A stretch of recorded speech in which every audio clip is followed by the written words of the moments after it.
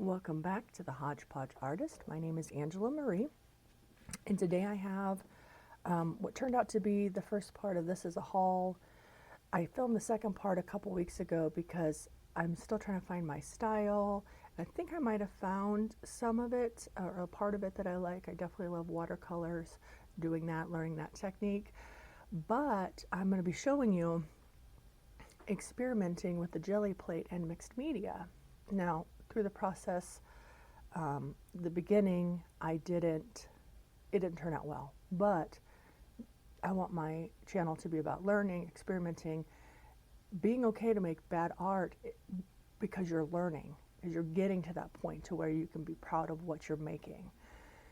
So as I was making that video, I discovered that I had depotted some of my acrylic gouache, and some of it had dried out and some of it hadn't. I guess I didn't use I just used some cheap dollar store things. That wasn't the smartest thing. And I am trying to stick to my one in, one out, but I wanted to replace some of those colors because that was my primary set, that I really loved the colors. I really loved what was in there. So I went ahead and replaced them, and then on top of that, because I was already placing an order, it's a very slippery slope. I bought a few extra. And when I say a few extra, I ended up with all this. So, yeah, so I won a Turner here in the U.S. Jerry's Autorama is where you can get the Turner gouache. And then Blick online stores where you can get the Holbein. And I did end up buying some Holbein. But there's a little kink in that, and I will get to that when I show that part of the haul. So I'm going to show what I got, swatch it for you so you can kind of see the colors. And this should last me all year, fingers crossed, because, but I plan on making a lot of that art. So I'm trying my best to stick to the low buy, no buy, in one in, one out. I've done a lot better in this aspect than I have in other aspects, but anyway, it's, you know, it's a when you love art and you love art supplies, it's just kind of difficult. So let me start by saying I would have got all big tubes, but the Japanesque ones only come in the small. So whereas the regular well, this isn't the ones with the J. Let's see if I can find one here.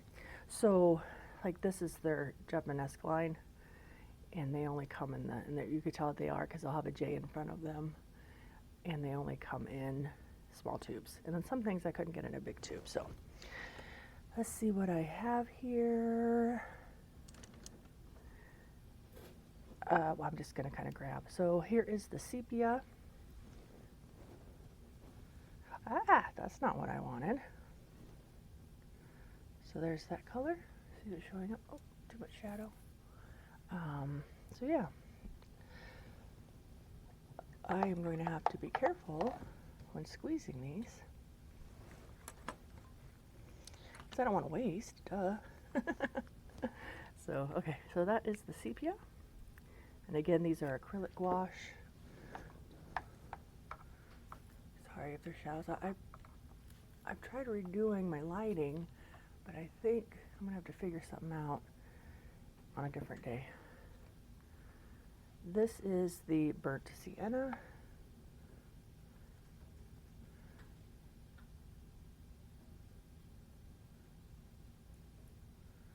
There's that.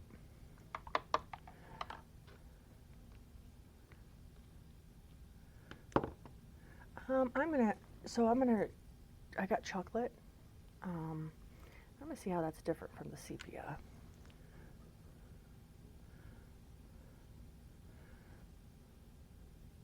Looks a little redder. Oh, that does not look like chocolate. Interesting. And that is, oh, this is chocolate, yeah. I don't know what chocolate y'all are eating, but this is not what the chocolate I'm eating looks like. That's a very interesting color though. Definitely will have some uses for it, but I will have to keep that in mind. Now how does that, I got aubergine. Now how does that, here's the other thing about buying online. is. You just never know.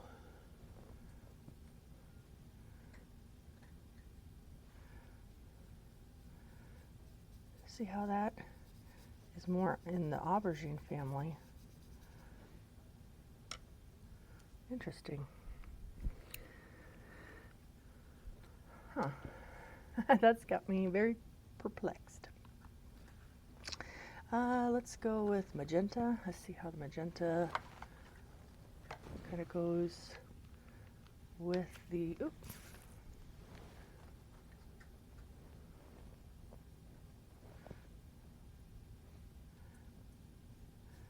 See, I probably could have got away with not getting the aubergine and just darkening the magenta.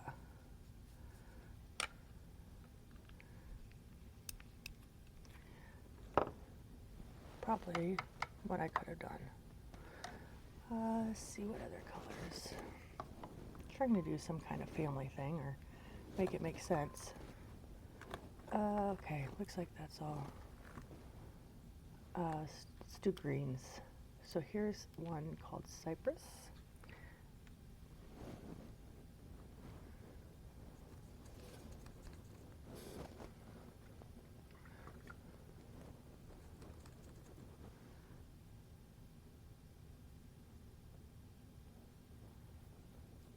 Very beautiful color. I am liking that color.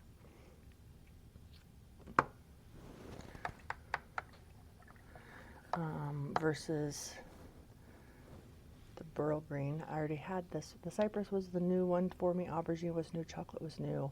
Magenta I replaced. Sepia I replaced. Burnt umber I replaced.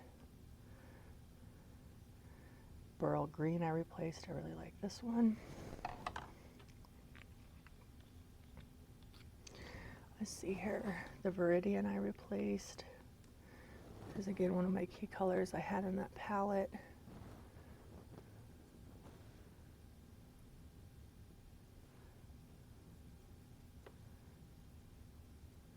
But again, I could have went away with not getting the cypress because they're very similar.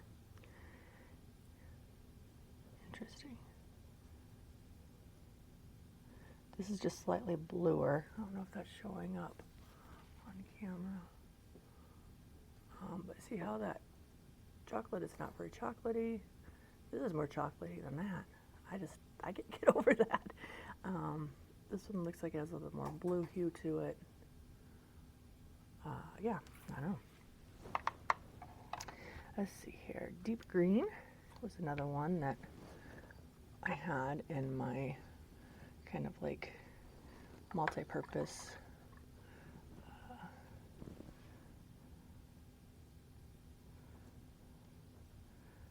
just a good green color. Again, I'm sorry about the lighting. I will try to fix that. See what I need to do differently. This is one of the Japanesque ones. This is the olive green.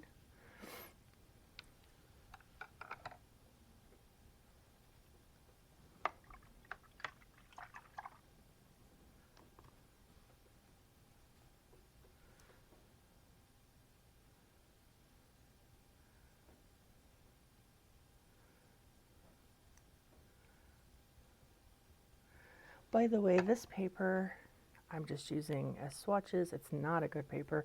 I meant to have it, or I should have had it in my regrets. And I bought big sheets of it because it's designed for watercolor, acrylic ink, acrylic paint, oil pastel, graphite, charcoal, and silk screen. Yeah, it's like plasticky. I don't know. I don't understand. The marketing got me, and it's not good. It probably would be good for alcohol inks, to be honest. And I should have known, how's an alcohol ink going to work with watercolor? But I got sucked in. See all my greens? Oh, just one more green over here. Then we'll go to yellows. This is another Japanesque one, the pale green. And it was a core one that I had. Beautiful color.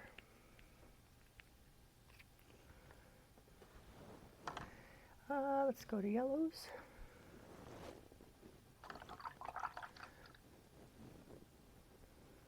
This is Japanese pale yellow.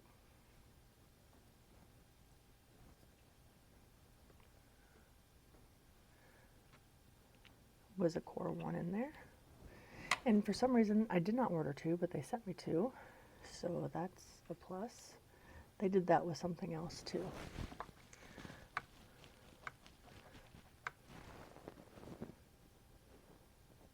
I let them know just because I did, and they told me just to keep them, so that's pretty cool. Here's ivory yellow.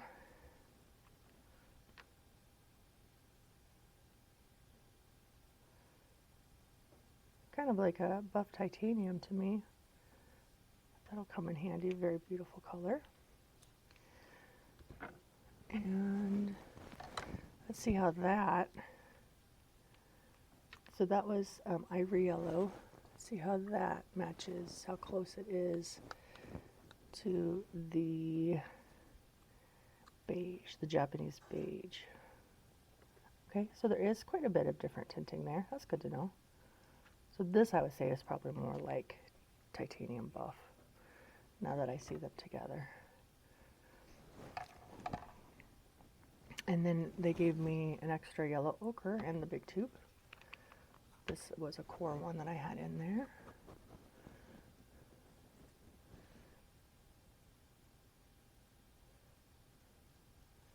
Can't go wrong with a yellow ochre.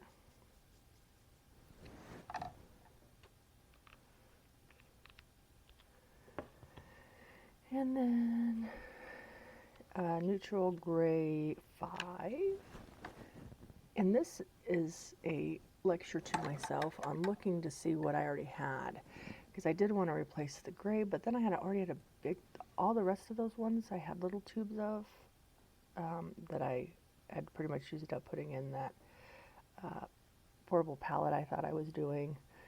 And but I didn't realize that I should have looked in my stash and seen. I don't know if I have a different gray or the same gray, but I really do love gray, so I'm sure it'll get used up. Let's see here. Let's go, I just got a couple blues. The water is getting very dirty. That's the thing about acrylic. And I would change it out, but I have to do something special with the water because it is acrylic. This is ultramarine. Oh, my son's in the background. So if you heard him sneeze, that's why. Oh, and now he's talking to the cat. He's got headphones on. So, and then I got Prussian blue. It's a good standard. So those are the 2 blues I got. And then for the red, orangey kind of family, I got, I love this color, Japanese red brown.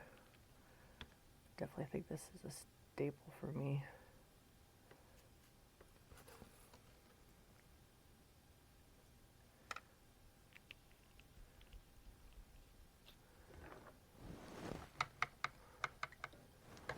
And then they sent me this vermilion. I did not order it, but I will take it, obviously. So, very vibrant, very nice color.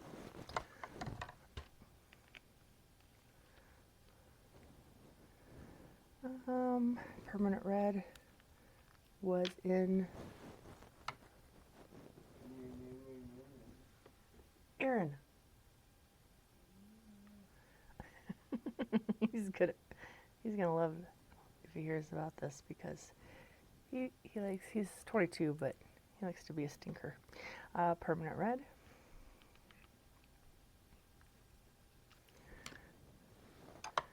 And then crimson.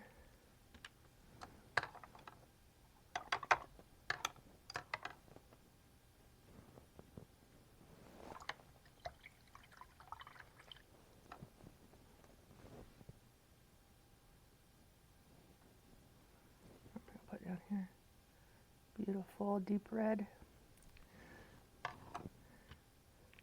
And then, so that's the permanent red and the crimson. Pretty big difference there. And I am a sucker, much like the brown red for Venetian red, which I guess is kind of like a brown red. So let's see if there's much difference in them. Oh, quite a bit of difference. This is rustier. So yeah, it's a little bit more pinkier, I would say, or mauvey. I don't know. So these are the swatches of the acrylic that I got to replace and add. And then I am going to pause for a second, drink a little bit of my coffee, and explain to you why it was okay for me to pause and explain where I should have paid attention better. Be right back. Okay, I'm re-uploading this because I have since learned a new issue. This is a voiceover, so the hands are going to look different compared to what I'm saying on or what you're hearing. Because I originally thought that these tubes that I'm showing were not acrylic gouache, because I thought the Holbein acrylic gouache only came in the larger tubes, because the 3 I have in the ash colors was the larger tubes. And the word acrylic is real small on there, and I just, again, was not paying attention and confused myself, and unfortunately I do that often. So these are actually acrylic gouache. They are not regular gouache. Originally I thought, okay, well, it's not all a loss because these are colors that I could use make a summer palette out of, and unfortunately I bought a palette, a airtight palette for gouache, and went to put them in there and realized that the consistency was odd compared to the gouache that I do have in Holbein. And once I got them all put in the palette, I took and then put a couple of the Holbeins that I was filling in that I already had. I soon realized and actually looked, and in real small print it does say acrylic. So these are acrylic, and unfortunately I'd already put them in the Stay Wet palette, but they will not stay wet because they're acrylic in the Stay Wet palette. So I don't want to waste, so I pulled out a huge or a larger canvas and just blocked in the bunch of colors, and I do now have a plan for them. So I will go on to the swatching. Here, this one is beautiful color. If I drip it over everywhere. And this is cream yellow.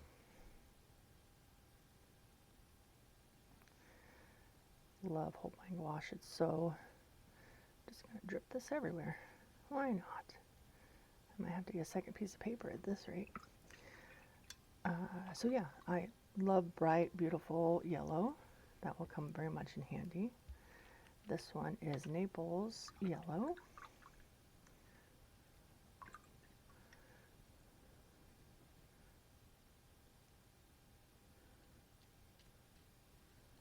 Very beautiful. Again, pretty summery color. Deeper hue than the cream yellow. Then I got shell pink.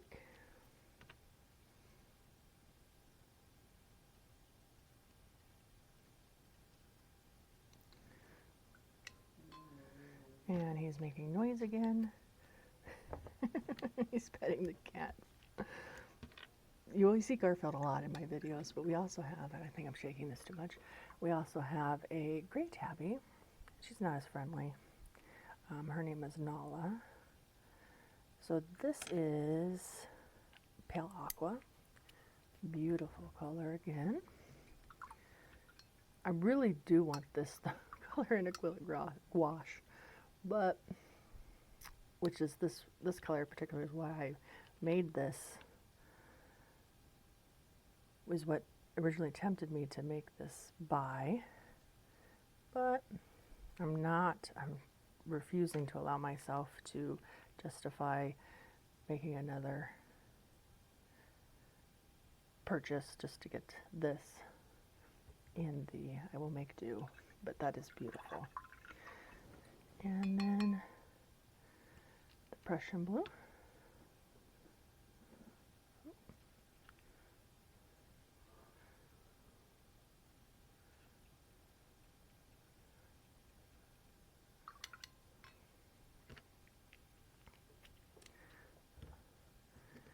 The sepia.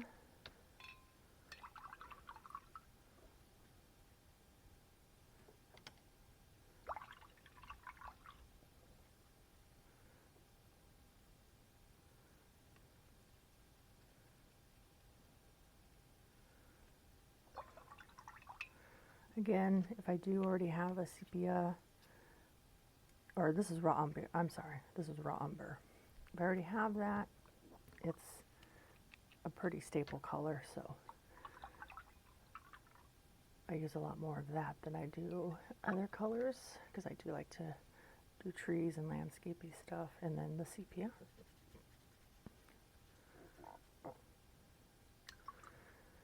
So those are the colors I got from Blick in the actual gouache. And then because I was already making the order, I got 4 of the earth tones of the Art Graph Tailor Shape water soluble. And these really individually, these are only like 5 something, so I didn't think, I mean, they're going to go a long way. So I tossed them in. This is brown.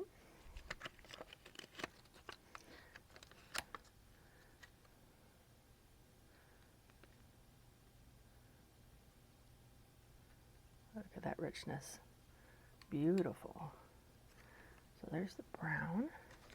This one, I didn't realize until right now when I went to open it, it got cracked, but that's okay. Just have to keep it. This is the sepia. We'll see if there's a big difference in these colors. Already off the bat, it does look like the sepia is going to be a little more lighter. Oh yeah. Which I would almost call that more of a raw umber. But that's the sepia. Oop, oop, oop. This one is ochre.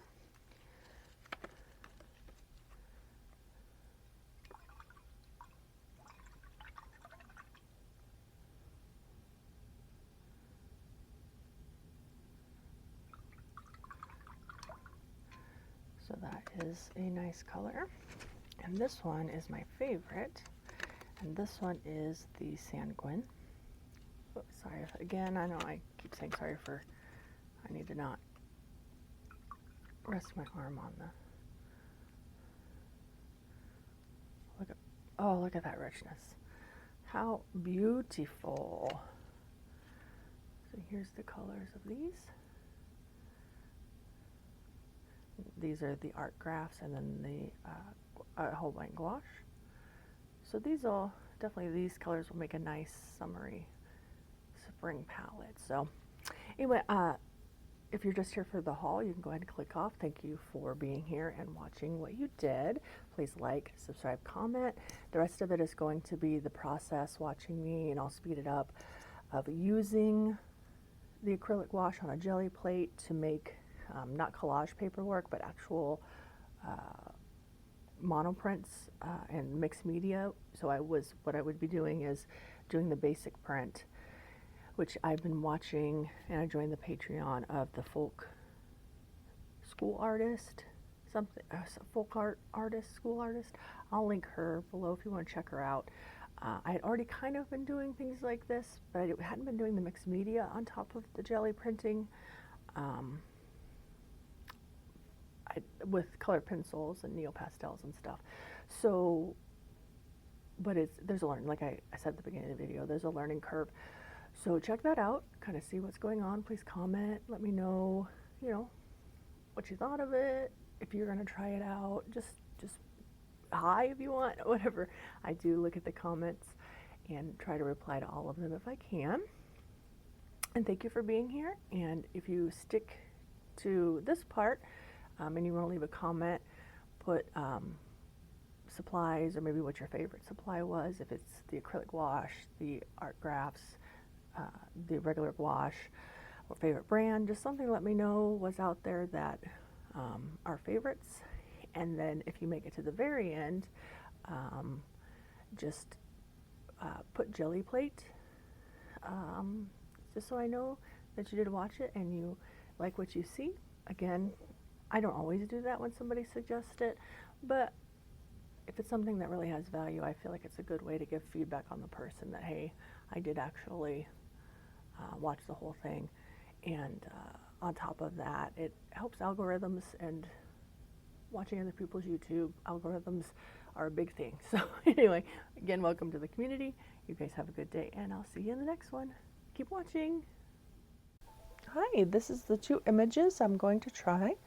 So first I taped them down to give me some, so they didn't slide around. I picked out some brushes, and I put plexiglass down to put my Gelli plate on, so you can still see the image underneath. Now keep in mind, if you do it this way, when you take the pull, it's going to be reversed. The image is going to be reversed. So I was trying a retarder. Honestly, the retarder, I didn't see a difference in what it did for the time of the drying, because I was trying to do a double pull, a primary pull, and then a ghost pull, but it didn't actually work. So here I am applying the paints, just kind of painting them on, just doing a rough, not too precision, and then we will wait and you will see the pull.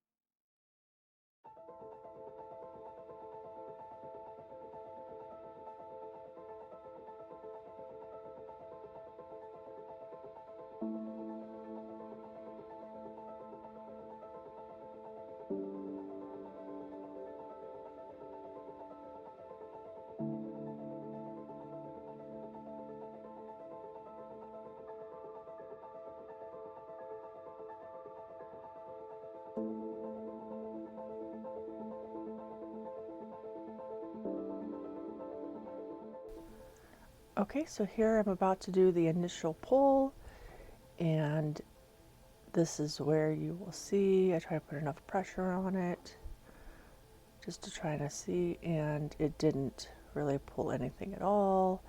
So that was very disappointing. So then I decided to go the old-fashioned way. I don't know what I did wrong.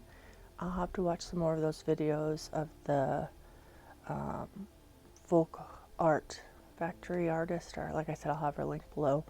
But I didn't want to waste the paint, and so I went in, and this is just me redoing it and trying again, because just because it didn't work the first time, you can't give up. So I tried a few different colors and whatnot. So here you go.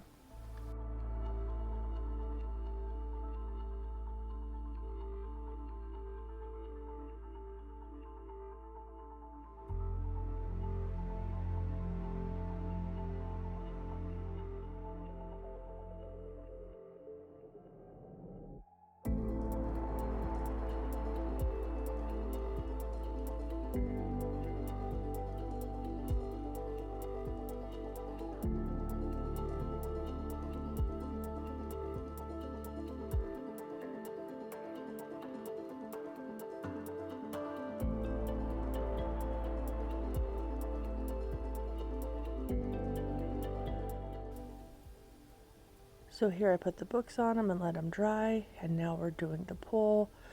Sometimes you have to pull from the reverse side. I think the paint, like I said, I had the problem why I bought the new paint was I was using paint that had dried, so it pulled up the paper. Because the second one worked better. But yeah, so that was a lesson in, using fresh paint. But we're also going slow, like really peeling it. As you see, I'm a little bit more precious with that one. I did not like how this turned out because the rocks were too blocky, so I decided I wanted to do this one again.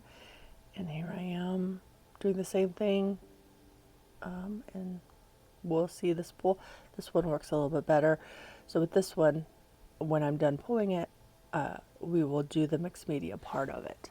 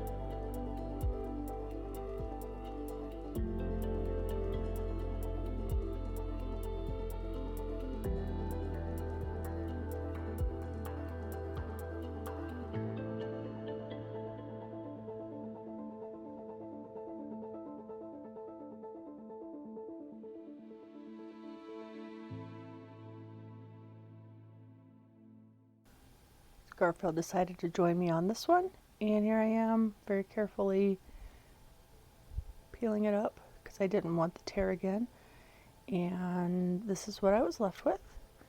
Pretty happy with it. Liked it a lot better, as you can see the comparison very quickly. Sorry about that. So then I pulled out my big bag of neo pastels and colored pencils. And this is the first time trying this technique, and some pencils, like this pencil, wasn't giving me what I was looking for. So I went to the neo pastel, and it kind of gave me more uniformity, but still left the acrylic paint underneath it. I was also filling in, there's a lot of white gaps, so I was kind of filling in the white gaps. And I just kind of go through that with all this. And I did learn that, because the neo pastels, I don't know if it's because they're water soluble or they're waxy, but you could kind of smudge them a little bit, make those lines a little less defined, and I liked that. So that's what this rest of this video is.